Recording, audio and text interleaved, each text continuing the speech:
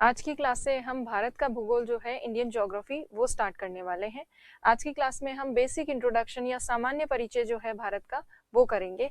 तो यदि इंडिया को देखें, ये इंडिया का बेसिक मैप है। मैप ड्रॉ करने की प्रैक्टिस करनी है आपको, क्योंकि हर जगह आपको स्पेशली जब रिटन एग्जाम होगा उसमें आपको मैप ड्रॉ करना होगा, तो मैप की प्रैक्टिस करनी है। अब सबसे पहले भारत के भूगोल में हम भारत की स्थिति देखेंगे। इंडिया की जो लोकेशन है, लोकेशन किसके रिस्पेक्ट में, वर्ल्ड के रिस्पेक्ट में, कि विश्व में कहाँ पर भारत की स्थिति है। तो यदि विश्व के आधार पर हम स्थिति देखें तो इंडिया जो है इक्वेटर के, ये विषुवत रेखा, इक्वेटर विषुवत रेखा के इक्वेटर के उत्तर में स्थित है। यहाँ है भारत, ये भारत। तो इसका मतलब भारत जो है विषुवत रेखा के उत्तर में, इसका मतलब कौन से गोलार्ध में? उत्तरी गोलार्ध में। इंडिया नॉर्दर्न हेमिस्फीयर में है। और यहाँ ये जो लाइन आपको दिख रही है, ये है प्रधान मध्याह्न रेखा, प्राइम मेरिडियन। तो प्राइम मेरिडियन के बेसिस पे अगर देखें तो इंडिया पूर्वी गोलार्ध में है, ईस्टर्न हेमिस्फीयर में है। तो इंडिया जो है नॉर्दर्न और ईस्टर्न हेमिस्फीयर में, उत्तरी गोलार्ध तथा पूर्वी गोलार्ध में स्थित है भारत। अब भारत, यदि हम इन 7 महाद्वीपों को देखें, कॉन्टिनेंट्स को, तो इनमें से कौन से कॉन्टिनेंट का हिस्सा है? इंडिया एशिया का हिस्सा है। और एशिया में भी कहाँ स्थित है? एशिया के दक्षिणी भाग में स्थित है भारत। तो भारत की स्थिति देखिए, एशिया के दक्षिण में यहाँ पर ये भारत स्थित है। अब भारत की स्थिति में जो मैंने आपको गोलार्ध बताए, उसी गोलार्ध को अब समझिए। यहाँ देखेंगे यदि आप, तो देखिए ये भारत है। और ये भारत जिस भाग में है, ये ऊपर वाले भाग में, इस ऊपर वाले भाग को कहते हैं उत्तरी गोलार्ध, नॉर्दर्न हेमिस्फीयर, और नीचे वाले पार्ट को कहते हैं दक्षिणी गोलार्ध। और अगर हम देखें तो पूर्वी साइड में है, ईस्टर्न हेमिस्फीयर में इंडिया। तो इंडिया ईस्टर्न और नॉर्दर्न हेमिस्फीयर में है। तो ये स्थिति आपकी भारत की आपको पता होनी चाहिए। अब आगे देखिए, भारत की स्थिति देखने के बाद भारत की अगर आकृति की बात करें, शेप कैसा है इंडिया का, तो वैसे तो मैप जो है उसमें एग्जैक्ट फिगर तो कोई ज्योमेट्रिकल फिगर से हम मैच नहीं कर सकते मैप को इंडिया के। फिर भी राउंड फिगर में अगर देखें तो देखिए इंडिया का मैप इस तरह से 4 कोण युक्त है। तो इसे चतुष्कोणीय या क्वाड्रेंगुलर कहते हैं। क्वाड्रा मीन्स 4 एंगल्स हैं इसके, 4 पॉइंट्स को जोड़ने पे बनता है। तो ये क्वाड्रेंगुलर शेप का है। अब इंडिया का जो मैप है उसमें यदि आप देखें, अभी जो 2020 में जो लेटेस्ट पॉलिटिकल डिवीजन है इंडिया के, उसके अनुसार देखा जाए तो इंडिया में 28 राज्य हैं, 28 स्टेट्स हैं, और यूनियन टेरिटरीज जो है वो 8 हैं, 8 यूनियन टेरिटरीज है। ये चेंजेस क्यों हुए हैं? क्योंकि जम्मू कश्मीर जो है उसको डिवाइड कर दिया गया है और 2 यूनियन टेरिटरीज में उसको विभाजित कर दिया गया है। जहाँ जम्मू कश्मीर वाला हिस्सा 2 केंद्र शासित प्रदेशों में बट गया है, वहीं पर ये दादरा नागर हवेली और दमन और दीव वाली जो यूनियन टेरिटरीज थी, 2 अलग अलग, उनको मर्ज कर दिया गया है। तो इन सब के बाद जो टोटल डेटा आता है वो ये है कि 28 स्टेट्स हैं इंडिया में और 8 यूनियन टेरिटरीज हैं। आपको सभी स्टेट्स के जो हैं इंडिया के मैप पे आपको लोकेशन भी ध्यान होनी चाहिए, उनके कैपिटल्स भी याद होने चाहिए। स्पेशली नॉर्थ ईस्टर्न स्टेट्स जो हैं, उत्तर पूर्वी राज्य, इनकी अक्सर स्टूडेंट्स जो है इनकी सीक्वेंस नहीं जानते हैं। तो ये आपको एग्जैक्टली पता होना चाहिए। कई बार आपको ड्रॉ करके देखना है रफ कॉपी में, ताकि आपको याद हो जाए। सबसे ऊपर है अरुणाचल प्रदेश, फिर नागालैंड, मणिपुर, मिजोरम, त्रिपुरा, असम और मेघालय। तो इनको स्टेट्स को तो याद रखना ही है, बाकी स्टेट्स तो याद होनी ही चाहिए, बट इन पे खास फोकस याद रखना, क्योंकि इनका सीक्वेंस कई बार ऊपर नीचे हो जाता है, याद नहीं रहता है कई स्टूडेंट्स को।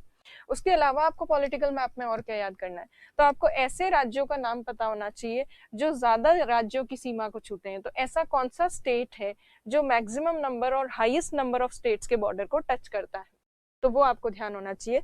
तो देखिएगा कि कौन सा राज्य है जो बहुत सारे राज्यों की सीमा को छूता है। उसके अलावा बॉर्डर रीजन जो है, हमारा अंतरराष्ट्रीय जो सीमा है भारत की, उससे सटे हुए कौन से राज्य हैं, उनके नाम भी आपको ध्यान होने चाहिए। तो ये बेसिक पॉलिटिकल मैप की स्टडी आपको करनी है और याद रखना है। यूनियन टेरिटरीज कौन कौन सी कहाँ कहाँ हैं, वो आज हम इस मैप पे देखने वाले हैं, क्योंकि यूनियन टेरिटरीज में काफी ज्यादा चेंजेस हुए हैं 2019 के एंड में और 2020 में। तो अब जो है यूनियन टेरिटरीज वो देखिए। सबसे पहली यूनियन टेरिटरी ये है लद्दाख, जो कि अब इंडिया की सबसे बड़ी यूनियन टेरिटरी बन चुकी है, केंद्र शासित प्रदेश बन चुका है। दूसरी है जम्मू कश्मीर। तीसरी यूनियन टेरिटरी है चंडीगढ़। चौथी है दिल्ली। फिर है अंडमान निकोबार। उसके अलावा लक्षद्वीप, लक्षद्वीप के अलावा यहाँ पर है दमन और दीव यूनियन टेरिटरी। दमन और दीव में से दमन वाला हिस्सा यहाँ है, यहाँ का मतलब है गुजरात के तटवर्ती क्षेत्र पर स्थित है दमन। और दीव कहाँ स्थित है? दीव यहाँ स्थित है। दीव एक द्वीपीय क्षेत्र है, एक छोटा सा आइलैंड है जो यहाँ खंबात की खाड़ी वाले क्षेत्र में है। तो दमन और दीव जो है ये तो गुजरात के बिल्कुल समीप है।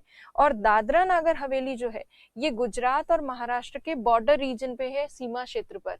और दादरा नागर हवेली में आपको ये भी याद रखना है कि ये तटवर्ती क्षेत्र पर नहीं है, ये अंदर की तरफ है, आंतरिक भाग में। दमन और दीव तो कोस्टल रीजन पे थे, दीव तो एक आइलैंड है ही, और दमन जो है वो तटवर्ती क्षेत्र में है, और दादरा नागर हवेली अंदर है, गुजरात और महाराष्ट्र के सीमा क्षेत्र पर। तो ये आपको याद रखना है। ये सब मिलकर दादरा नागर, दमन और दीव, इन सबको मिलाकर एक यूनियन टेरिटरी बनाई गई है जिसकी कैपिटल जो है वो है दमन। तो ये आपको ध्यान होना चाहिए। प्लस पुडुचेरी जो एक यूनियन टेरिटरी है, यहाँ पर पुडुचेरी जो है उसकी 4 प्रमुख डिस्ट्रिक्ट्स हैं, 4 राज्यों में बिखरी हुई हैं, और वो कौन कौन सी हैं उनके नाम ध्यान होने चाहिए। एक तो पुडुचेरी नाम की जो डिस्ट्रिक्ट है पुडुचेरी की, वो तो यहीं पर है। उसके बाद कैरिकल, ये तमिलनाडु में है, पुडुचेरी और कैरिकल वाला पार्ट। फिर है माहे जो केरल में है, और फिर आंध्र प्रदेश में यनम नाम का जो भाग है, डिस्ट्रिक्ट है पुडुचेरी की, वो यहाँ स्थित है। तो पुडुचेरी नाम की जो केंद्र शासित प्रदेश है, यूनियन टेरिटरी, उसके 4 पार्ट्स हैं जो कि इन राज्यों में विस्तृत है। देखिए इसमें क्लोज मैप में माहे, कैरिकल, पुडुचेरी और यनम। तो पॉलिटिकल मैप आपको कंठस्थ होना चाहिए, याद होना चाहिए, हर स्टेट की लोकेशन आपको ध्यान होनी चाहिए, क्योंकि इंडियन ज्योग्राफी स्टार्ट की है तो पॉलिटिकल मैप को याद करने की जिम्मेदारी आपकी है। कैपिटल्स वगैरह आप सब देखिएगा। अब देखिए इंडिया में अगर हम लार्जेस्ट स्टेट की बात करें, भारत का सबसे बड़ा राज्य वो है राजस्थान, और सबसे छोटा राज्य जो है वो है गोवा। तो लार्जेस्ट स्टेट और स्मॉलेस्ट स्टेट जो है वो ध्यान होना चाहिए। उसके अलावा यूनियन टेरिटरी, केंद्र शासित प्रदेशों में अभी मैंने बताया सबसे बड़ी केंद्र शासित प्रदेश जो है वो क्या बन गया है? लद्दाख बन गया है। पहले कौन था सबसे बड़ा केंद्र शासित प्रदेश? तो पहले अंडमान निकोबार द्वीप समूह सबसे बड़ा था, पर अब लद्दाख जो है एक नई यूनियन टेरिटरी बन गई, इसलिए ये लार्जेस्ट यूनियन टेरिटरी है। स्मॉलेस्ट यूनियन टेरिटरी कौन सी है? तो ये है लक्षद्वीप। सबसे छोटा जो केंद्र शासित प्रदेश है वो लक्षद्वीप है। तो लार्जेस्ट स्मॉलेस्ट की भी नॉलेज आपको होनी चाहिए। अब आप देखिए भारत के अगर आकार की बात करें, साइज में हम 2 चीजें देखेंगे, एक तो भारत का एरिया, क्षेत्रफल, और दूसरी चीज भारत की जनसंख्या। तो भारत के क्षेत्रफल की अगर बात करें, एग्जैक्ट जो फिगर्स में इंडिया का जो एरिया है वो 32,87,263 स्क्वायर किलोमीटर है। अब इस एरिया को ये जो अभी तक जितनी भी ज्योग्राफी की बुक्स हैं, जितनी भी टेक्स्ट बुक्स हैं, जितने भी डेटास हैं, उन सब में जितने भी फैक्ट्स हैं उनमें यही एरिया इंडिया का बताया जाता है। बट अब लेटेस्ट सैटेलाइट्स वगैरह के माध्यम से जो इंडिया का एरिया मेजर किया गया है वो थोड़ा सा इससे ज़्यादा है, 206 किलोमीटर ज़्यादा है। ये जो इतने सालों से हम इंडिया का एरिया मानते आए हैं, ये मैनुअल डेटा या सर्वे के बेसिस पे बताया जाता है। हालांकि चल ये भी यही रहा है अभी भी, फिर भी नई जो फॉरेस्ट रिपोर्ट वगैरह होती है उसमें इंडियन गवर्नमेंट कौन सा नया डेटा देती है या कौन सा नया एरिया बताती है इंडिया का, तो वो आपको न्यू डेटा पता होना चाहिए। न्यू डेटा के अकॉर्डिंग 206 किलोमीटर स्क्वायर किलोमीटर आपको ऐड करना है बस उसमें। तो 32,87,000, यहाँ तक कोई फर्क नहीं, 87,469 स्क्वायर किलोमीटर नया डेटा है जो फॉरेस्ट रिपोर्ट और भी गवर्नमेंट की जो भी साइट्स हैं उन पे ये नया डेटा कई जगह बताया जाता है। अब इतना अगर आपको याद नहीं होता है तो एटलीस्ट शॉर्ट में यह ध्यान होना चाहिए कि 32.8 लाख वर्ग किलोमीटर भारत का क्षेत्रफल है। यदि इसी को आपको मिलियन किलोमीटर में बताना हो तो उस स्थिति में कैसे बताएंगे? मिलियन में जब बात करते हैं तो ये 3.28 मिलियन स्क्वायर किलोमीटर है। हेक्टेयर में बात करेंगे तो अलग हो जाएगा। हेक्टेयर में जब हम एग्रीकल्चर के बारे में पढ़ेंगे, कृषि के बारे में, तब हम हेक्टेयर के अनुसार एरिया देखेंगे, वो हम बाद में देखेंगे। तो अभी जो है 3.28 मिलियन स्क्वायर किलोमीटर, कई बार मिलियन में पूछ लिया जाता है एग्जाम में, तो मिलियन में आप कंफ्यूज हो जाते हैं, तो ये मिलियन का भी ध्यान होना चाहिए आपको। अगर हम विश्व के क्षेत्रफल की तुलना करें, पूरा जितना भी लैंडमास है, जितना भी एरिया है, उसमें से इंडिया का एरिया कितना परसेंट है? तो वो है 2.4%। और विश्व में भारत की जो रैंक है किसके अकॉर्डिंग? एरिया वाइज, वो है 7th रैंक, 7वीं रैंक। तो 7 बड़े देश जो हैं वो कौन कौन से हैं वो देखिए। एक तो है रशिया, सबसे बड़ा कंट्री, फिर है Canada, then USA, China, Brazil, Australia और इंडिया। अब इसमें एक चीज है जो आपको थोड़ा कंफ्यूज कर सकती है। कुछ किताबों में यूएस को चौथे नंबर पर रखा गया है और चीन को तीसरे नंबर पर रखा गया है। ये डेटा कहाँ का है? तो ये डेटा है एनसीईआरटी का। एनसीईआरटी के अनुसार यूएसए को रखा गया है तीसरे स्थान पर और चाइना को रखा गया है चौथे स्थान पर। तो ये कंफ्यूजन क्यों रहता है, कभी चाइना को तीसरे पर यूएस को चौथे पर, ये क्यों स्वैप कर दिया जाता है, ये पोजीशन चेंज कैसे हो जाती है? तो देखिए कुछ खास फर्क नहीं है, सिंपल सा ये है कि यूएसए जो है इसका ओवरऑल एरिया बड़ा है। अब ये ओवरऑल एरिया क्या होता है वो भी देखते हैं। ओवरऑल एरिया बड़ा है यूएसए का, जबकि चाइना जो है इसका शुद्ध विशुद्ध रूप से जो स्थलीय भाग है, लैंड एरिया, वो बड़ा है। तो यहाँ ओवरऑल एरिया में हम यूएस के किस एरिया की बात करें? यूएस का लैंड एरिया प्लस यूएस का जो कोस्टल रीजन है, तटवर्ती क्षेत्र, एक तरफ तो अटलांटिक कोस्ट है और एक तरफ पैसिफिक कोस्ट है, यूएसए के दोनों तरफ।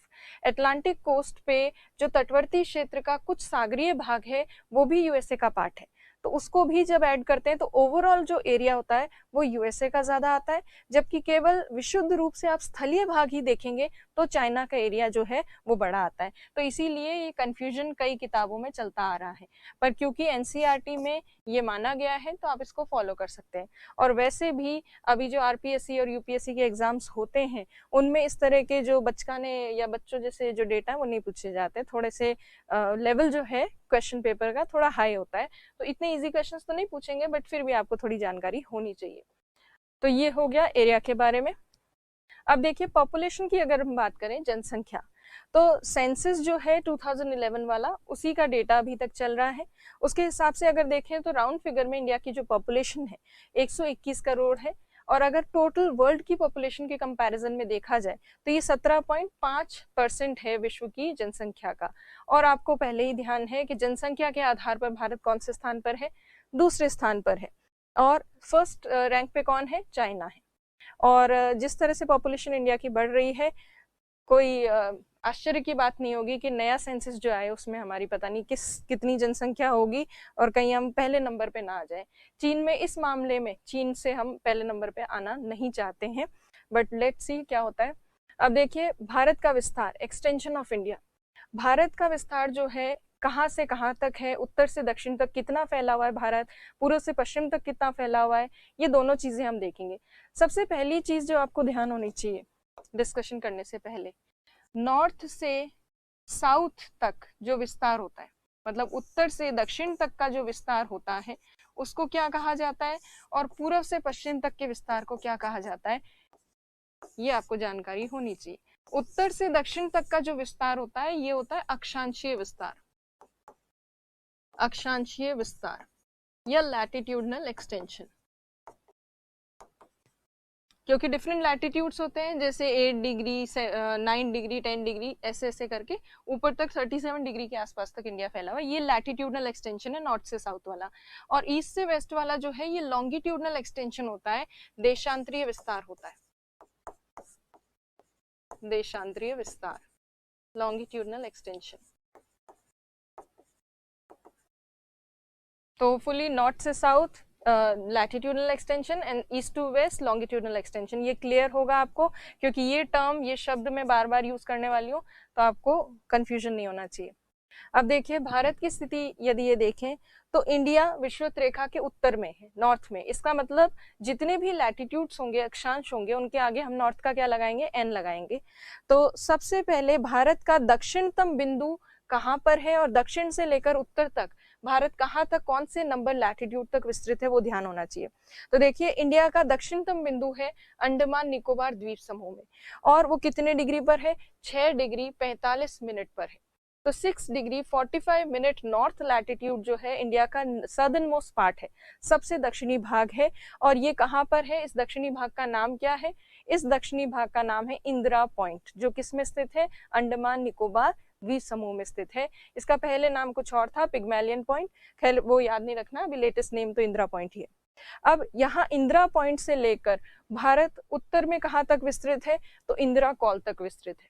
इंदिरा कॉल जो है वो कहाँ स्थित है? 37 डिग्री 6 मिनट नॉर्थ लैटिट्यूड तक। तो भारत का अक्षांशीय विस्तार की बात करें तो 6 डिग्री 45 मिनट से लेकर 37 डिग्री 6 मिनट नॉर्थ लैटिट्यूड तक इंडिया विस्तृत है। अगर हम मेन लैंड की बात करें, मुख्य भूभाग, द्वीप समूह को ना देखें, तो मुख्य भूभाग का सबसे दक्षिणतम बिंदु कितने डिग्री पर है? वो है 8 डिग्री 4 मिनट पर। ये 45 नहीं है, 8 डिग्री 4 मिनट पर है। 8 डिग्री 4 मिनट नॉर्थ में कहाँ पर स्थित है? कन्याकुमारी। और कन्याकुमारी कहाँ है, कौन से राज्य में है? तमिलनाडु में। तो ये भारत का उत्तर से दक्षिण तक का अक्षांशीय विस्तार, लैटिट्यूडनल एक्सटेंशन है। अब हम लॉन्गिट्यूडनल एक्सटेंशन अगर देखें तो भारत पश्चिम से लेकर पूर्व तक जो विस्तार है भारत का, 68 डिग्री 7 मिनट ईस्ट लॉन्गिट्यूड से भारत विस्तृत है 97 डिग्री 25 ईस्ट लॉन्गिट्यूड तक। अब यहाँ पर ये 68 डिग्री 7 जो ईस्ट लॉन्गिट्यूड है, ये इंडिया का वेस्टर्न मोस्ट पॉइंट है। Western most point, western most point या पश्चिमतम बिंदु। अब यहाँ हम पश्चिमतम बिंदु की बात करें तो कौन सा है? ये गुजरात में स्थित है। गुजरात का कच्छ जिला जो है उसमें स्थित है। कच्छ जिले में एक गांव है गुहर मोती नाम का, वहां पर ये भारत का पश्चिमतम बिंदु स्थित है, गुहर मोती। और इस एरिया को सर क्रीक वाला क्षेत्र भी कहते हैं। अब ये सब तो ठीक है, अभी मैंने यहाँ लिखा है वेस्टर्न मोस्ट पॉइंट है इंडिया का, फिर भी यहाँ ईस्ट का ई लिखा हुआ है। कई बार स्टूडेंट्स कंफ्यूज हो जाते हैं और उनको लगता है यहाँ वेस्ट का डब्ल्यू होना चाहिए, क्योंकि ये इंडिया का वेस्टर्न पार्ट है, भारत का पश्चिमी भाग है। भारत का तो पश्चिमी भाग होगा, दुनिया का कौन सा भाग है? तो विश्व की अगर बात करें तो विश्व का ये पूर्वी गोलार्ध है, ईस्टर्न हेमिस्फीयर में, इसीलिए ईस्ट का ई ही लगेगा। चाहे ये भारत का पश्चिमतम बिंदु है, फिर भी यहाँ ईस्ट का ई ही लगेगा, क्योंकि इंडिया ईस्टर्न हेमिस्फीयर में है, पूर्वी गोलार्ध में है। तो ये चीज आपको क्लियर होगी। अब आप इस तरफ देखिए, यहाँ है अरुणाचल प्रदेश में भारत का सबसे पूर्वी भाग है। अरुणाचल प्रदेश में कहाँ? अंजाव नाम का जिला है, डिस्ट्रिक्ट होता है, जिले का मतलब। किबिथू नाम का गांव है, किबिथू विलेज। ये इंडिया का ईस्टर्न मोस्ट पॉइंट है। तो ये ईस्ट वेस्ट नॉर्थ साउथ, ये जो पॉइंट्स हैं ये आपको याद रखने हैं। ये जो डिग्रीज हैं ये आपको याद होनी चाहिए, चाहे ऐसे क्वेश्चन पूछे जाएं या ना पूछे जाएं, पर ये बहुत बेसिक चीजें हैं, इसलिए आपको ध्यान ही होनी चाहिए। अब आपको अगर नहीं दिख रहा हो तो जूम में देखिए, ये 8 डिग्री 4 मिनट जो कन्याकुमारी वाला पॉइंट है वो ये है। ये है 37 डिग्री 6 मिनट जो इंदिरा कॉल वाला पॉइंट है। ये भारत का पश्चिमतम बिंदु जो कच्छ जिले में है, 68 डिग्री 7 मिनट। ये भारत का सबसे पूर्वी बिंदु 97 डिग्री 25 मिनट पर, जो कि है अरुणाचल प्रदेश में। अब भारत का अक्षांशीय और देशांतरीय विस्तार अगर आप लैटिट्यूडनल और लॉन्गिट्यूडनल डिग्रीज से देख चुके हैं तो आपको ये भी पता होना चाहिए कि उत्तर से दक्षिण तक कितने किलोमीटर का डिस्टेंस है, दूरी है, और पूर्व से पश्चिम तक की कितने किलोमीटर की दूरी है। तो देखिए, उत्तर से दक्षिण तक की अगर हम दूरी देखें, नॉर्थ से लेकर साउथ तक की, तो वो 3214 किलोमीटर की दूरी है। भारत का मुख्य भूभाग का, मेनलैंड का जो नॉर्दर्न मोस्ट पॉइंट है और सदर्न मोस्ट पॉइंट है, उसके बीच में डिस्टेंस 3214 किलोमीटर का है। और सबसे पश्चिमी और पूर्वी भाग के बीच में जो दूरी है वो है 2933 किलोमीटर। तो यदि हम देखें उत्तर से दक्षिण तक का जो विस्तार है, जिसे अक्षांशीय विस्तार भी कहते हैं, लैटिट्यूडनल एक्सटेंशन, वो डिस्टेंस में, किलोमीटर में जब दूरी देखी जाती है तो कितना है? 3214। जबकि लैटिट्यूड्स, अक्षांश कितने कवर हो जाते हैं इसमें? लगभग 30 डिग्री कवर हो जाती है, क्योंकि ये 8 डिग्री से लेकर लगभग 37 डिग्री पॉइंट समथिंग के आसपास है। तो इसको राउंड फिगर में अगर हम देखें, 30 डिग्री के आसपास का लैटिट्यूडनल एक्सटेंशन है, अक्षांशीय विस्तार है। देशांतरीय विस्तार की अगर बात करें तो किलोमीटर में तो देशांतरीय विस्तार, लॉन्गिट्यूडनल एक्सटेंशन इतना है 2933 किलोमीटर, और डिग्री में अगर देखा जाए तो 30 डिग्री का देशांतरीय विस्तार है, ईस्ट से वेस्ट का जो विस्तार है वो है। दोनों ही लैटिट्यूडनल और लॉन्गिट्यूडनल डिग्री जो है उसका डिस्टेंस या डिग्री का जो एक्सटेंशन है वो सेम है। लैटिट्यूडनल और लॉन्गिट्यूडनल डिग्रीज देखें तो सेम है, उसके बावजूद अक्षांश जो है, लैटिट्यूड्स, वो ज्यादा डिस्टेंस या ज्यादा किलोमीटर क्षेत्र क्यों कवर कर रहे हैं दूरी, जबकि देशांतर कम दूरी कवर कर रहे हैं। ऐसा क्यों? जब पूर्व से पश्चिम तक भी 30 ही देशांतर आ रहे हैं। तो ये 30 डिग्रीज जो है लॉन्गिट्यूड की, ये ज्यादा डिस्टेंस क्यों नहीं कवर कर पा रही, या एटलीस्ट उतना डिस्टेंस क्यों नहीं कवर कर पा रही जितना नॉर्थ से साउथ तक लैटिट्यूड्स कवर करते हैं। उसके पीछे कारण सिंपल सा ये है कि लैटिट्यूड्स जो होते हैं अक्षांश, उनके बीच में लगभग समान दूरी बनी रहती है। इक्वेटर से लेकर पोल्स तक जब जाते हैं तो सभी लैटिट्यूड्स अक्षांशों के बीच में समान दूरी होती है, और वो लगभग कितनी होती है, 111 किलोमीटर के आसपास लगभग। और लॉन्गिट्यूड्स की अगर हम बात करें तो जैसे जैसे इक्वेटर से पोल्स की तरफ जाते हैं वैसे वैसे देशांतर के बीच की दूरी कम होती जाती है, और पोल्स पर जाकर जो है लॉन्गिट्यूड्स आपस में मिल जाते हैं। इंडिया जहां स्थित है, इंडिया इक्वेटर पर तो स्थित है नहीं, विषुवत रेखा से थोड़ा उत्तर में है, इसीलिए जहां जिस स्थान पर इंडिया है वहां 25 डिग्री के आसपास जब हम इंडिया की देशांतरीय विस्तार देखते हैं, लॉन्गिट्यूडनल एक्सटेंशन, वहां तक आते आते लॉन्गिट्यूड्स के बीच का डिस्टेंस थोड़ा कम हो जाता है। इसलिए 30 डिग्रीज तो होती है लॉन्गिट्यूड की, बट उनके बीच में जो डिस्टेंस कवर हो रहा है वो बहुत कम होता है। तो ये चीज जो है इसको आप समझते हैं इस डायग्राम के थ्रू। यहाँ आपको दिख रहा है जो अक्षांश है लैटिट्यूड्स, उनके बीच में सिमिलर डिस्टेंस है, चाहे पोल्स तक जाए तो भी ये समान दूरी बनी रहती है। देशांतर के बीच में डिस्टेंस धीरे धीरे कम होता है। लॉन्गिट्यूड्स के बीच में कैसे डिस्टेंस कवर होता है, उसके लिए आप इन दो लॉन्गिट्यूड्स को फोकस कीजिएगा। इन दो लॉन्गिट्यूड्स में हम इक्वेटर से पोल्स की तरफ कितना डिस्टेंस कैसे कैसे कम होता है उसको देखते हैं। तो इन दोनों के बीच में मान लीजिए इक्वेटर पर इतनी डिस्टेंस है, थोड़ा ऊपर जाएंगे, जैसे जैसे ऊपर जाएंगे ये दो लॉन्गिट्यूड्स जो है इनके बीच का डिस्टेंस धीरे धीरे कम होता जाएगा, और पोल्स तक जाते जाते जो है वो मर्ज हो जाते हैं आपस में। देखिए पोल्स तक जाते जाते ये आपस में मिल जाते हैं। इसीलिए लॉन्गिट्यूड्स जो हैं उनके बीच का डिस्टेंस कम होने के कारण वो कम दूरी कवर कर पाते हैं इंडिया के सेंट्रल पार्ट में, स्पेशली 25 डिग्री के आसपास।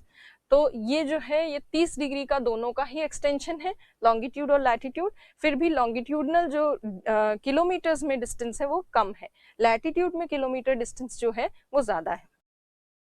अब देखिए भारत का अक्षांशीय विस्तार, उसका क्या प्रभाव होता है, लैटिट्यूडनल एक्सटेंशन इंडिया का कितना है, उसका किस चीज के ऊपर इम्पैक्ट पड़ता है वो हम देखते हैं। तो लैटिट्यूडनल एक्सटेंशन अभी बताया था मैंने, नॉर्थ साउथ होगा कि ईस्ट वेस्ट होगा, सोचिए। ये होगा नॉर्थ साउथ डिस्टेंस, क्योंकि लैटिट्यूड्स ऐसे उत्तर से दक्षिण तक की हमें जो है डिस्ट्रीब्यूशन या विस्तार जो एक्सटेंशन जो है इंडिया का वो बताते हैं। कितने डिग्री का लैटिट्यूडनल एक्सटेंशन है, तो 30 डिग्री का अक्षांशीय विस्तार है। क्या फर्क पड़ता है इस 30 डिग्री के अक्षांशीय विस्तार से, बहुत कुछ फर्क पड़ता है, क्योंकि जैसे जैसे लैटिट्यूड्स चेंज होते हैं जलवायु कटिबंध क्लाइमेट जोन्स चेंज हो जाते हैं। आपको पता है 5 डिग्री नॉर्थ से लेकर 5 डिग्री साउथ के बीच में इक्वेटोरियल रीजन है, विषुवत रेखीय क्षेत्र या भूमध्य रेखीय क्षेत्र कहते हैं इसको। उसके बाद 23.5 डिग्री तक दोनों तरफ 23.5 डिग्री उत्तर और दक्षिण गोलार्ध में ट्रॉपिकल जोन है, उष्ण कटिबंधीय क्षेत्र, ट्रॉपिकल जोन। और इसके ऊपर आ जाता है टेम्परेट जोन, शीतोष्ण कटिबंधीय क्षेत्र। हालांकि इनके बीच में सब ट्रॉपिकल भी मार्क किया जाता है, ट्रॉपिकल के ठीक ऊपर वाला सब ट्रॉपिकल, उष्ण के ऊपर वाला उपोष्ण, बट यहाँ पे हम मुख्य जो जलवायु कटिबंध है उसको देख रहे हैं। टेम्परेट जोन या शीतोष्ण कटिबंधीय क्षेत्र जो है ये कहाँ तक होता है, 66.5 डिग्री तक, 66.5 डिग्री तक। उसके बाद क्या आ जाता है, पोलर रीजन या ध्रुवीय क्षेत्र। इसी तरह से दक्षिणी गोलार्ध में भी होता है शीतोष्ण कटिबंधीय क्षेत्र और ध्रुवीय क्षेत्र। तो जैसे जैसे लैटिट्यूड्स बढ़ते हैं, जितना ज्यादा इंडिया का लैटिट्यूडनल एक्सटेंशन होगा उतने ज्यादा जलवायु कटिबंध, उतने ज्यादा क्लाइमेटिक जोन्स जो हैं वो इंडिया में होंगे। तो जिस तरह का इंडिया का लैटिट्यूडनल एक्सटेंशन है 30 डिग्री तक फैला हुआ है, और 30 डिग्री भी कहाँ पर, कौन से लैटिट्यूड्स तक, 8 डिग्री 4 मिनट से लेकर 37 डिग्री 6 मिनट तक विस्तार है। इसका मतलब अगर हम देखें कर्क रेखा जो है वो भारत के मध्य भाग से गुजरेगी लगभग 23.5 डिग्री। कर्क रेखा भारत को दो बड़े भागों में बांटेगी। नीचे वाला जो भाग है भारत का वो तो कौन से क्षेत्र में पड़ेगा, ट्रॉपिकल रीजन में, जिसको हम क्या कह सकते हैं, उष्ण कटिबंधीय क्षेत्र में। और भारत का जो उत्तरी भाग है वो कहाँ पे स्थित होगा या कौन से जलवायु कटिबंध में होगा, शीतोष्ण कटिबंधीय जलवायु क्षेत्र में, शीतोष्ण, या इसको क्या कह सकते हैं, टेम्परेट जोन। तो भारत का 30 डिग्री का अक्षांशीय विस्तार होने के कारण भारत में विभिन्न प्रकार की जलवायु परिस्थितियां देखने को मिलती है और क्लाइमेट पे डिपेंड करती है। क्या क्लाइमेट के आधार पर वनस्पति डिसाइड होती है कि किस तरह के पेड़ पौधे यहाँ उगेंगे, जलवायु के आधार पर यहाँ डिसाइड होता है कि कैसी सॉइल होगी, मृदा होगी। ठंडे क्षेत्रों की अलग तरह की मृदा होती है, शुष्क क्षेत्रों की अलग होती है। तो इसी तरह से सॉइल, वेजिटेशन, बायोडाइवर्सिटी, जैव विविधता किस तरह की होगी, ये सब डिसाइड होता है किससे, लैटिट्यूडनल एक्सटेंशन से, अक्षांशीय विस्तार से।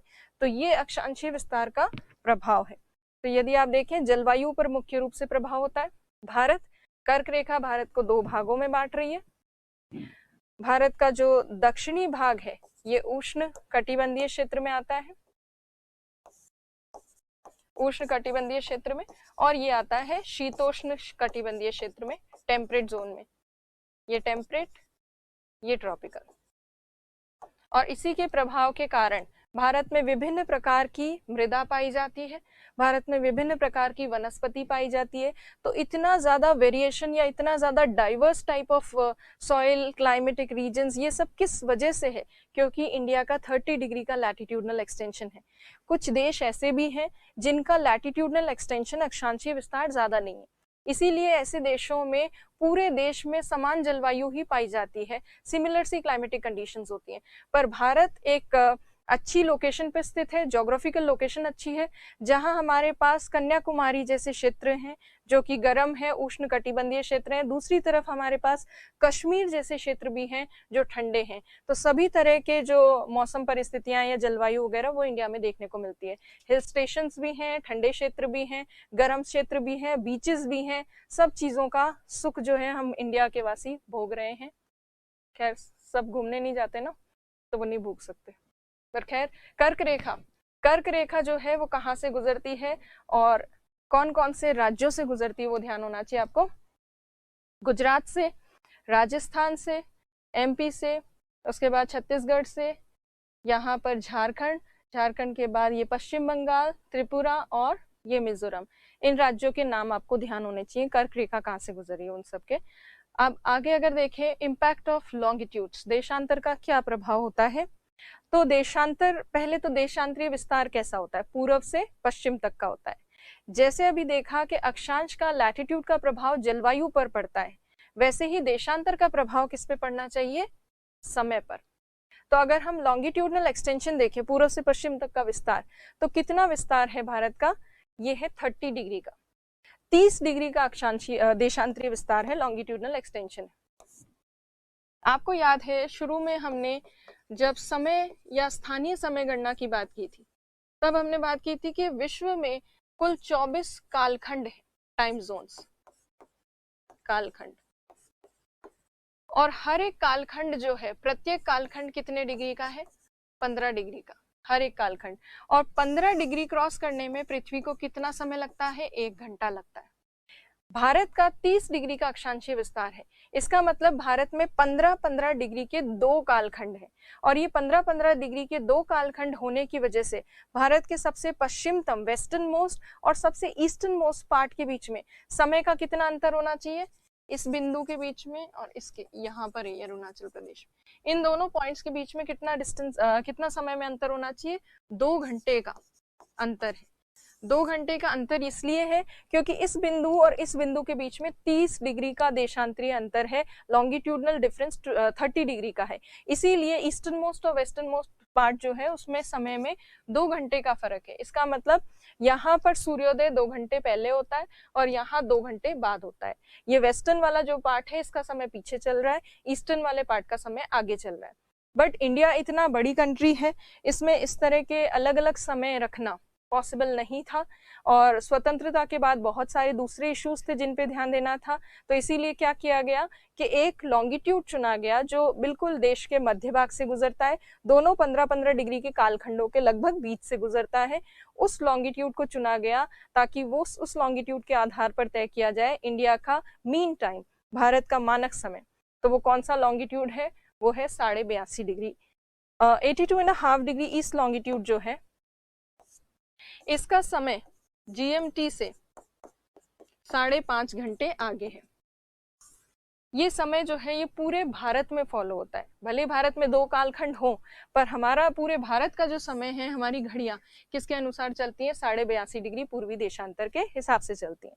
ये कहाँ कहाँ से गुजरता है? तो ये यूपी से गुजरता है, थोड़ा सा इसका भाग एमपी से गुजरता है, छत्तीसगढ़ से गुजरता है, उड़ीसा से गुजरता है, उसके अलावा आंध्र प्रदेश से गुजरता है। यहाँ एक नया राज्य तेलंगाना बन चुका है, पर तेलंगाना का कोई भी हिस्सा जो है वहां से ये 82.5 डिग्री नहीं गुजरती।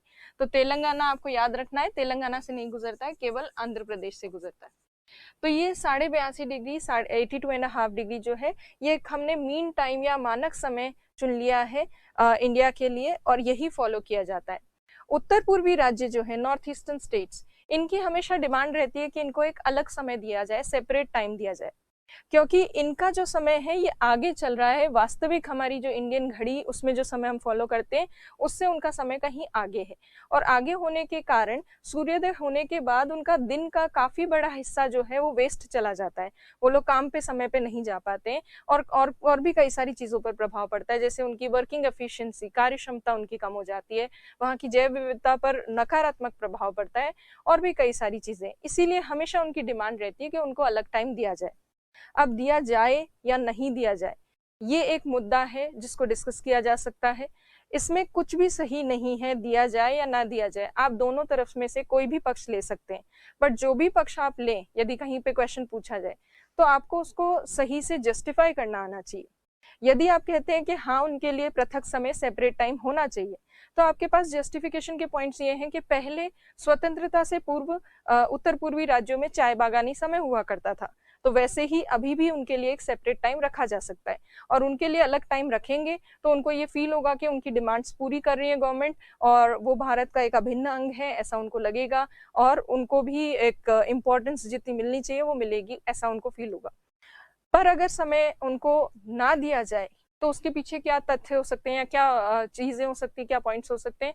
नहीं, अभी जो है उनको पृथक समय, सेपरेट टाइम नहीं दिया जाना चाहिए, जैसा कि गवर्नमेंट कर रही है। गवर्नमेंट अभी उनको सेपरेट टाइम नहीं दे रही, और उसको ना देने का कारण क्या है? भारत की एकता, अखंडता पर प्रभाव पड़ सकता है। अभी तकनीकी रूप से हम या भारत जो है इतना सक्षम नहीं हो पाया है कि इस तरह के जो टाइम डिफरेंसेस है उनको मैनेज कर पाए। रेलवे दुर्घटनाएं या ट्रेन वगैरह के ट्रैक पे एक ही समय रेल जो है वो आ सकती हैं, तो कई सारे एक्सीडेंट्स हो सकते हैं, परिवहन से संबंधित समस्याएं हो सकती हैं, और भी सारी प्रॉब्लम्स, कई सारी प्रॉब्लम्स जो हैं वो हो सकती हैं। इसीलिए अभी वर्तमान काल में गवर्नमेंट ने उनको कोई सेपरेट टाइम नहीं दिया है। भविष्य में जब इंडिया और डेवलप हो जाएगा, हमारे पास तकनीकी विकास हो चुका होगा, हमारे पास शिक्षित जो है नागरिक ज्यादा होंगे, लोग इस चीज को समझ पाएंगे, तब जाके इसको सेपरेट टाइम को दिया जा सकता है। फिलहाल इसको separate time north eastern states को नहीं दिया गया है। तो ये आप कोई भी आंसर किसी भी तरह से लिख सकते हैं, येस और नो, दोनों तरह से आपको जस्टिफाई करना आना चाहिए। अब देशांतरीय विस्तार जो है वो हम देख चुके हैं, तो अब बात करते हैं भारत की सीमा की। दो तरह की सीमाएं हैं भारत की।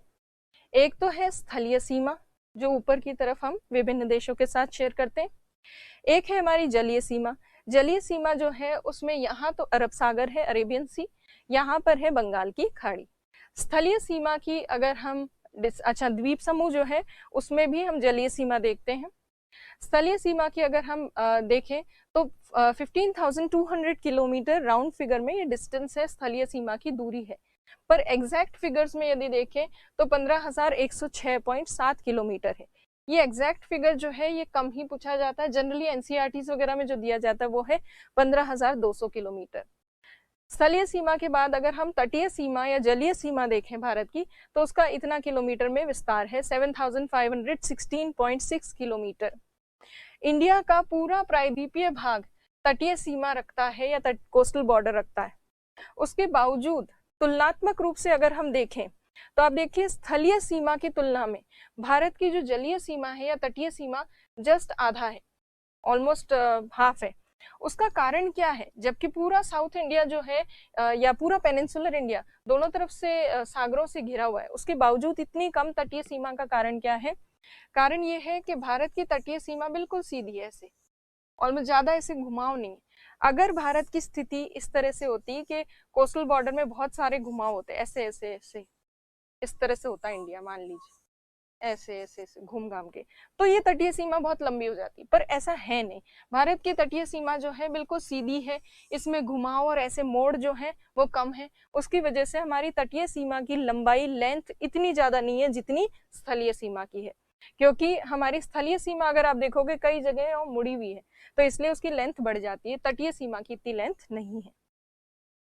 अब तटीय सीमा जो है, कोस्टल बॉर्डर, उसको दो पार्ट्स में डिवाइड किया जाता है। एक तो मुख्य भूभाग मेनलैंड का कोस्टल बॉर्डर, दूसरा ये आइलैंड्स जो है द्वीपों का तटीय सीमा, इसको भी जोड़ा जाता है।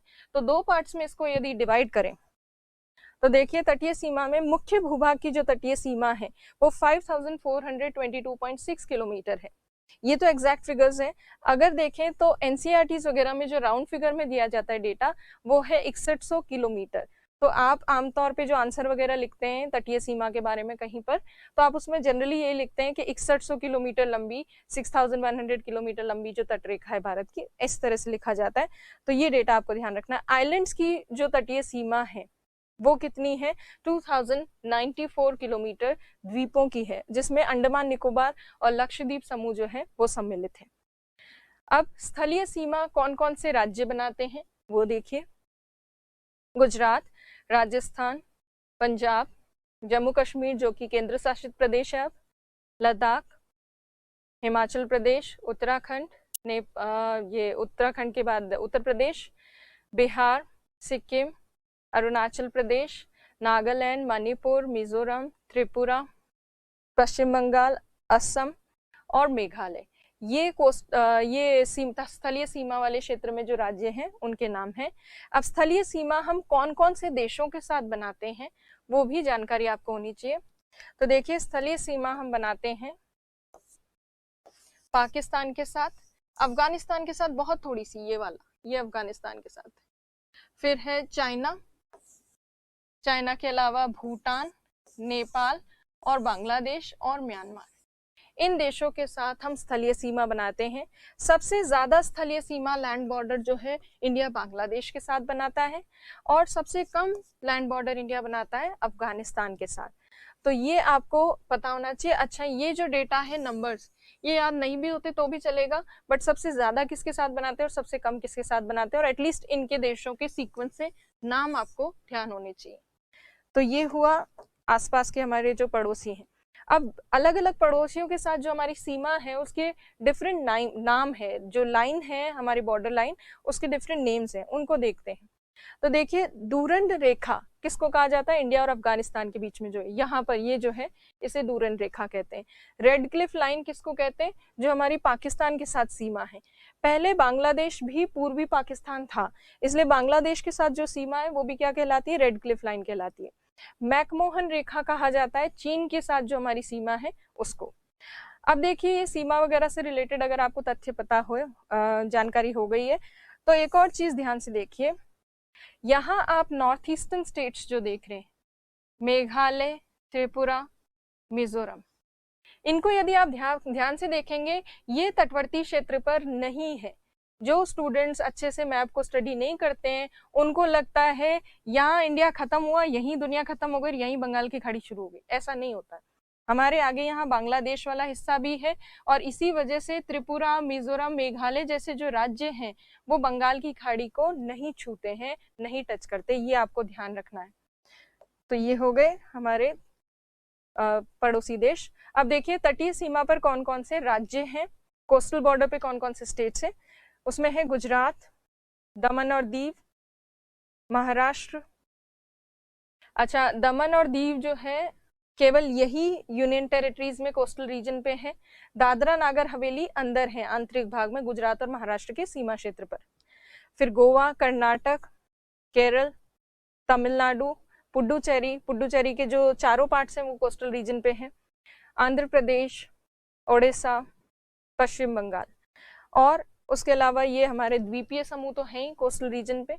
अब सबसे ज्यादा बड़ी तटीय सीमा जो है वो कौन सा भाग बनाता है इंडिया का, तो यूनियन टेरिटरीज में देखें तो अंडमान निकोबार, और ओवरऑल भी अंडमान निकोबार की तटीय सीमा सबसे ज्यादा है। तो सबसे ज्यादा तटीय सीमा बनाने वाला जो भाग है वो है अंडमान निकोबार। और मेन लैंड में अगर हम बात करें, मुख्य भूभाग में, तो गुजरात सबसे ज्यादा तटीय सीमा बनाता है। सबसे छोटी तटीय सीमा कौन बनाता है? दमन और दीव बनाता है। अगर आपको यूनियन टेरिटरीज में पूछा जाए, केंद्र शासित प्रदेशों में सबसे बड़ी तटीय सीमा कौन बनाता है, तो वो बनाता है अंडमान निकोबार। और केंद्र शासित प्रदेशों में सबसे छोटी तटीय सीमा, सबसे स्मॉलेस्ट कोस्ट लाइन जो है वो बनाता है दमन और दीव। राज्यों की अगर बात हो, स्टेट्स की, तो सबसे बड़ी तटीय सीमा बनाता है गुजरात और सबसे छोटी बनाता है गोवा स्टेट्स में। तो ये आपको याद रखना है। उसके बाद देखिए सागरीय विस्तार। हमारे इंडिया के दोनों तरफ, एक तरफ अरब सागर है, एक तरफ बंगाल की खाड़ी है जो इंडियन ओशन का पार्ट है। जहां पर हमारी कोस्ट लाइन खत्म होती है उसके पास का जो तटवर्ती सागर है उस पर भी भारत का अधिकार है। तो कहां तक भारत का अधिकार है वो आपको जानकारी होनी चाहिए। अगर हम देखें ये तटीय क्षेत्र में जो भारत का सागर में विस्तार कितना है वो देखें, उससे पहले आपको एक यूनिट या इकाई ध्यान होनी चाहिए। अक्सर जो समुद्र में जो डिस्टेंस देखा जाता है वो देखा जाता है नॉटिकल माइल के आधार पर, जिसको समुद्री मील भी कहते हैं, समुद्री मील। और एक समुद्री मील जो है ये 1.8 किलोमीटर के आसपास होता है, 1.852 किलोमीटर के आसपास, मतलब लगभग 2 किलोमीटर से थोड़ा सा कम होता है। तो ये आपको ध्यान रखना है। अब नॉटिकल माइल में एनएम जो लिखते हैं, नॉटिकल माइल में ही डिस्टेंस बताया जाएगा तट से कि कहाँ तक भारत का विस्तार है सागर में। अब देखिए भारत की अगर तटीय सीमा देखें तो इस आड़ी तिरछी तटीय सीमा को अगर हम एक रेखा से जोड़ें, इन आड़े तिरछे भागों को, तो उसे कहेंगे आधार रेखा। ये जो है ये लाइन एक बेस लाइन, इमेजिनरी काल्पनिक रेखा, ये वास्तव में है नहीं, ये काल्पनिक रेखा जो है इन आड़े तिरछे भागों को जोड़कर बनाई जाती है, इसे कहते हैं आधार रेखा, बेस लाइन। बेस लाइन से 12 नॉटिकल माइल आगे, बेस लाइन से 12 नॉटिकल माइल आगे तक का जो हिस्सा है वो भारत का ही सागरीय विस्तार है। और इस सागरीय विस्तार का एक पर्टिकुलर नाम है, इसको कहते हैं सीमावर्ती सागर। सीमावर्ती सागर कहां से कहां तक विस्तृत है? आधार रेखा से लेकर 12 नॉटिकल माइल दूरी तक। केवल इस साइड ही नहीं, इस साइड भी है, ये दोनों तरफ है, जहां जहां इंडिया के कोस्टल बॉर्डर है वहां सब जगह है। तो 12 नॉटिकल माइल तक की दूरी तक जो हमारा सीमावर्ती सागर वाला क्षेत्र है, टेरिटोरियल सी, यहाँ पर भारत का एकाधिकार है, मतलब एब्सोल्यूट राइट्स हैं। एब्सोल्यूट राइट्स मींस यहाँ हमारे किसी भी तरह के अधिकार को कोई चैलेंज नहीं कर सकता। इसका मतलब ये हुआ कि इस पर्टिकुलर क्षेत्र में 12 नॉटिकल माइल की दूरी के अंदर अंदर कोई अगर विदेशी जहाज आ जाता है, बिना हमारी अनुमति के कोई देश अपना जहाज ले आए, तो हम उसके ऊपर आक्रमण कर सकते हैं, क्योंकि वो हमारी सुरक्षा को एक चुनौती होगी। तो सुरक्षा आदि की दृष्टि से इस पर एकाधिकार है, हमसे पूछे बिना या भारत से पूछे बिना कोई भी देश अपना जहाज यहाँ पर नहीं ला सकता है, ना ही यहाँ से गुजर सकता है। ये कोई रास्ता नहीं है, आम रास्ता नहीं है, ये इंडिया का भाग है। फिर उसके बाद आगे जो 12 नॉटिकल माइल के आगे 24 नॉटिकल माइल तक का जो हिस्सा है वहां पर दूसरा भाग आ जाता है। उस दूसरे भाग का नाम है संलग्न सागर या संलग्न क्षेत्र, कॉन्टिगुअस सी वाला क्षेत्र। यहाँ पर इंडिया को वित्तीय अधिकार प्राप्त है, फाइनेंशियल राइट्स। फाइनेंशियल राइट्स का मतलब इस एरिया में, इस क्षेत्र में जहाज आ सकते हैं दूसरे देशों के, पर जब भी कोई जहाज आता है तो उस जहाज से हम सीमा शुल्क, कस्टम ड्यूटी वसूल सकते हैं, ले सकते हैं। तो यहाँ हमें वित्तीय अधिकार प्राप्त है। उसके बाद आगे जो 200 नॉटिकल मील, आधार रेखा से 200 नॉटिकल मील तक की दूरी वाला क्षेत्र है, उसे कहते हैं अनन्य आर्थिक क्षेत्र, एक्सक्लूसिव इकोनॉमिक जोन। यहाँ तक भारत को आर्थिक अधिकार प्राप्त है, इकोनॉमिक राइट्स। उसका मतलब क्या हुआ? यहाँ जितने भी समुद्री संसाधन है, रिसोर्सेज हैं, उन पर अधिकार किसका है? भारत का है। संसाधन क्या होते हैं? मछलियां हैं, यहाँ पर तेल है, तेल के कुएं, गैस के कुएं, ये सब पर अधिकार किसका होगा? भारत का होगा।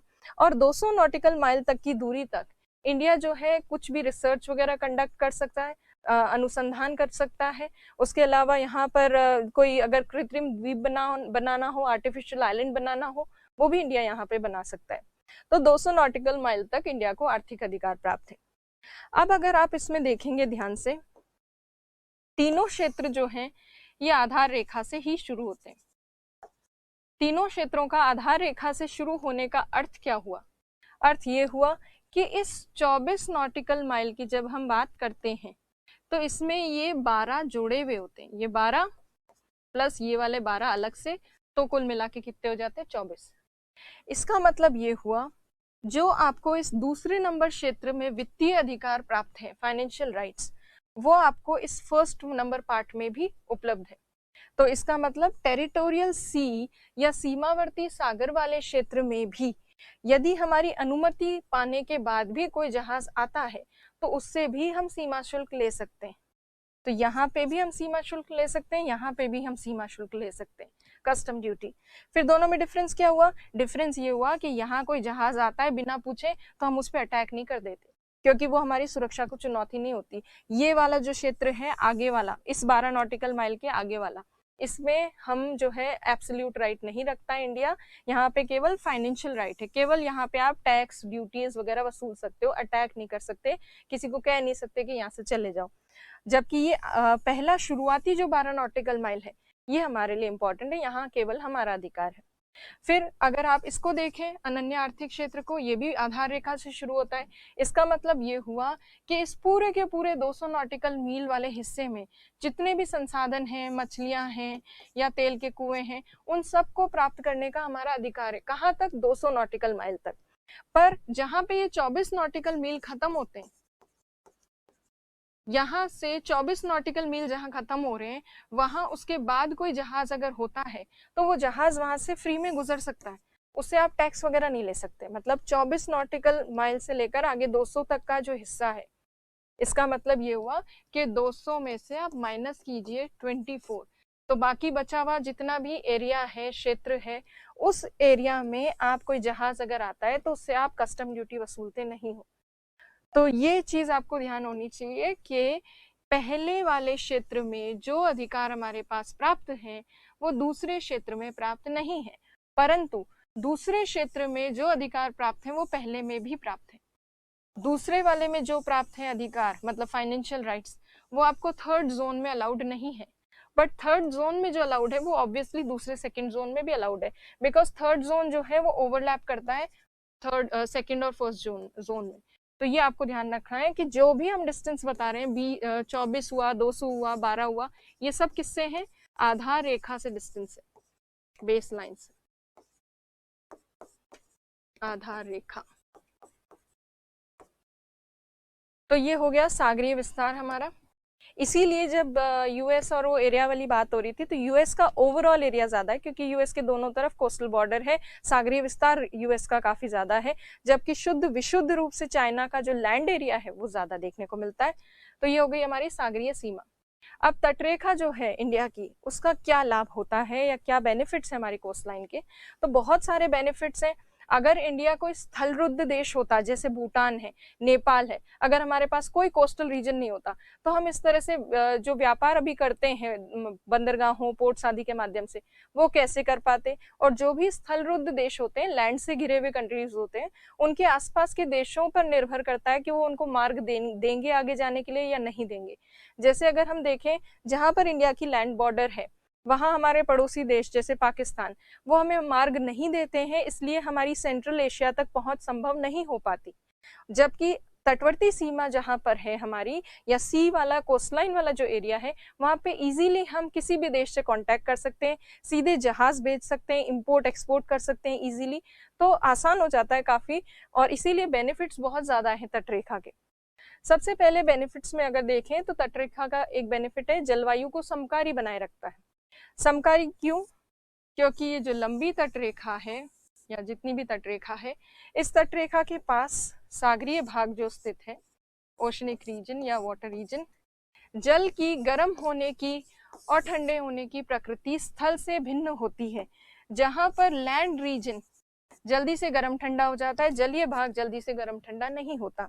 इसी वजह से जो भी ऐसे देश ऐसे भाग हैं या शहर हैं जो बिल्कुल तट पर स्थित हैं, कोस्ट लाइन पर, वहां पर गर्मियों में ज्यादा तेज गर्मी नहीं पड़ती और सर्दियों में ज्यादा तेज ठंड नहीं पड़ती, और इसी वजह से जल जो है वहां के क्षेत्रों की जलवायु को थोड़ा विषम नहीं होने देता, मतलब एक्सट्रीम नहीं होने देता, मॉडरेट सा टेम्परेचर देखने को मिलता है, चाहे गर्मी हो चाहे सर्दी।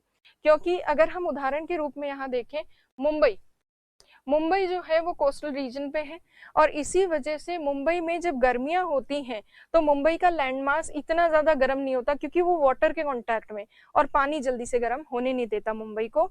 इसी तरह से सर्दियों की अगर बात करें तो सर्दियों में वैसे तो लैंड रीजन बहुत ठंडे हो जाते हैं, पर मुंबई पानी के पास है और इसी वजह से जलीय भाग जो है वो जल्दी से ठंडा नहीं होता सर्दियों में, इसलिए मुंबई में ज्यादा तेज ठंड भी नहीं पड़ती और ज्यादा तेज गर्मी भी नहीं पड़ती।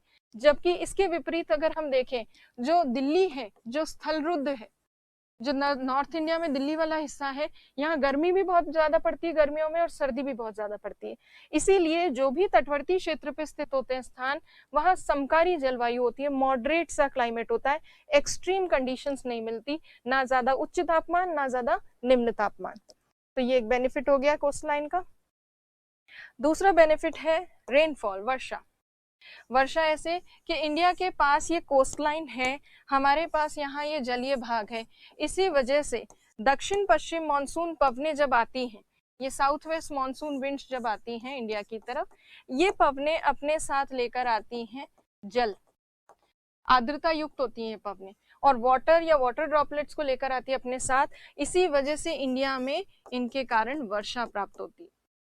तो इंडिया जो है वो सौभाग्यशाली है कि हमारे पास तटवर्ती क्षेत्र है, इसीलिए हमारे पास इंडिया में मानसून वर्षा अच्छी खासी होती है। अगर आंतरिक भाग में होता इंडिया तो हो सकता है वर्षा जो है इतनी ना होती और शुष्क परिस्थितियां भी हो सकती थी। तो ये तटरेखा हमारे लिए काफी वरदान के समान है। फिर व्यापार और कनेक्टिविटी, संपर्क, इन दोनों दृष्टि से भी तटरेखा बहुत लाभदायक है।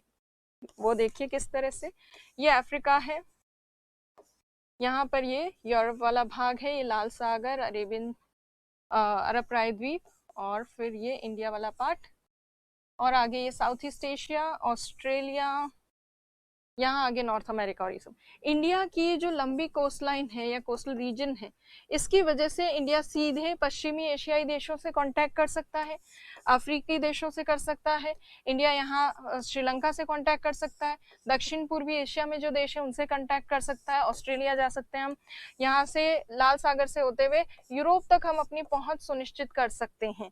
तो भारत जो है इतने सारे देशों के साथ इजीली कनेक्ट कर पाता है क्योंकि भारत जल से घिरा हुआ है, दक्षिणी प्रायद्वीपीय भाग जल से घिरा हुआ है, और यहाँ पर विभिन्न बंदरगाहों के माध्यम से, पोर्ट्स के थ्रू इंडिया शिप्स के माध्यम से आराम से इजीली ट्रेड कर सकता है।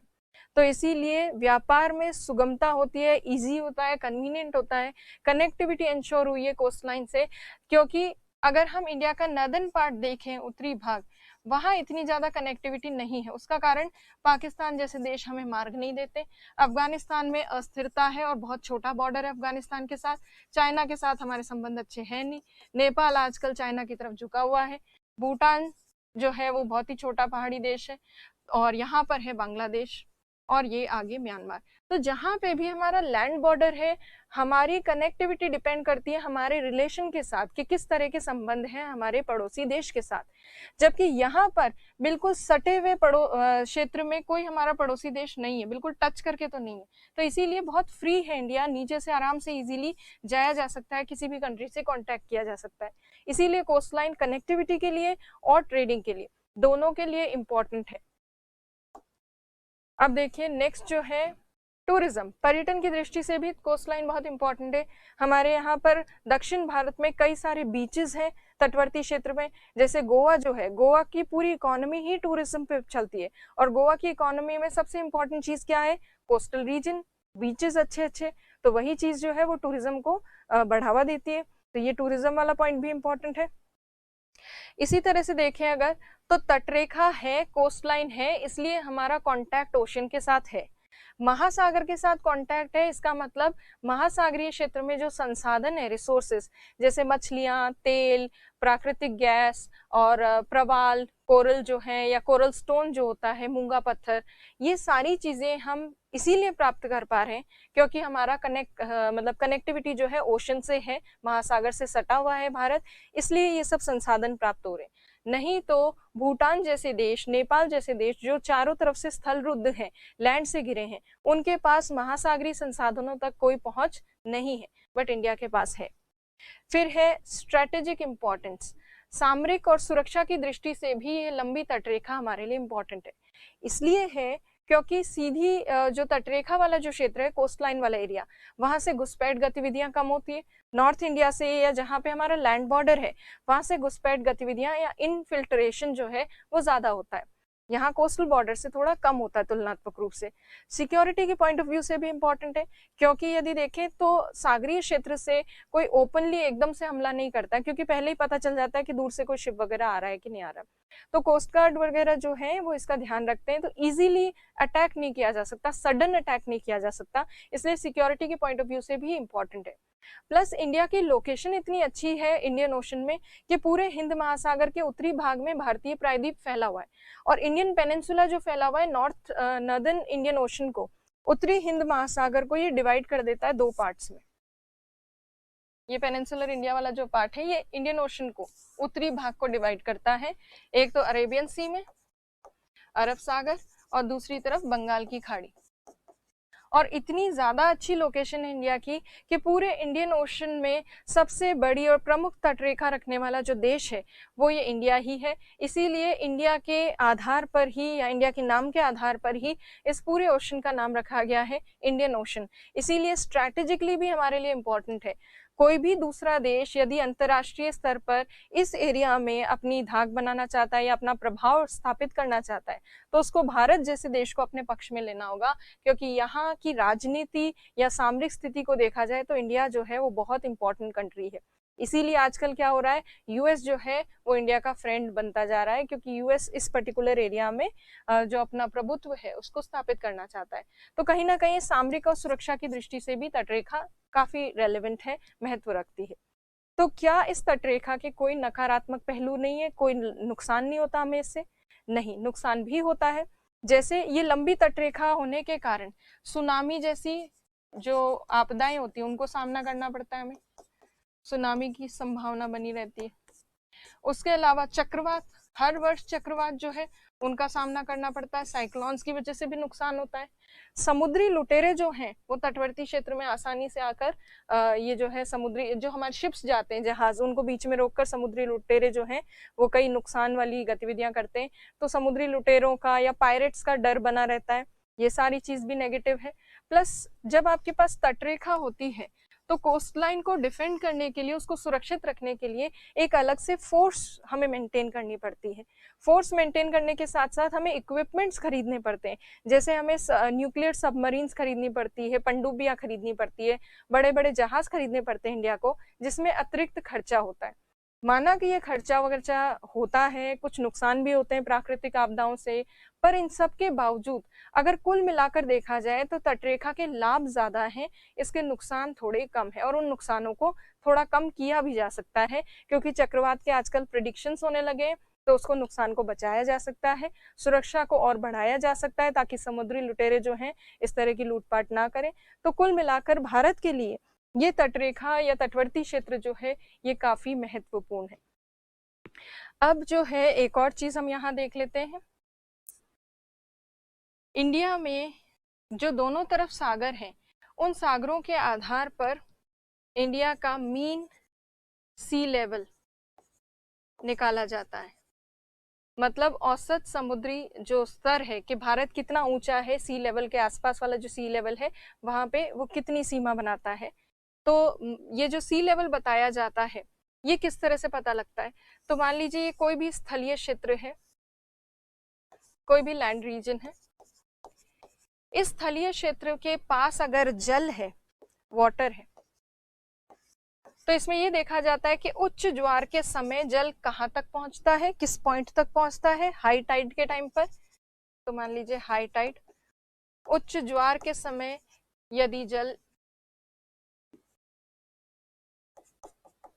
यदि जल तटरेखा के तटवर्ती क्षेत्र के इस पॉइंट तक पहुंचता है, और निम्न ज्वार के समय जल जो है वो यहाँ इस पॉइंट तक पहुंचता है तटवर्ती क्षेत्र के, इसे कहेंगे लो टाइड।